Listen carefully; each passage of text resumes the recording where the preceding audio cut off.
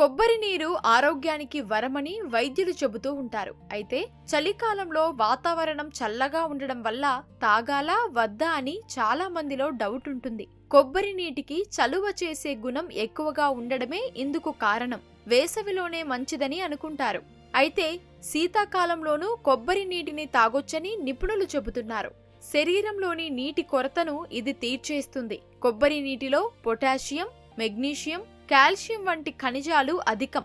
ఇవన్నీ కండరాల దృఢత్వాన్ని మెరుగుపరిచి అలసటను తగ్గిస్తాయి. కొబ్బరి నీటిలో ఉండే యాంటీ ఆక్సిడెంట్లు రోగ నిరోధక శక్తిని పెంచి జలుబు వంటి ఇన్ఫెక్షన్లు రాకుండా అడ్డుకోవడంలో తోడ్పడతాయి. చలికాలంలో కొబ్బరి నీరు తాగే ముందు కొన్ని జాగ్రత్తలు తీసుకోవాలి. ఉదయాన్నే పరగడుపున లేదా రాత్రిపూట వీటిని ఎక్కువగా తాగకూడదు. మధ్యాహ్నం తీసుకోవడం మేలు. దగ్గు, ఉబ్బసం, సైనస్ సమస్యలు ఉంటే కొబ్బరి నీటిని తక్కువగానే తీసుకోవాలి.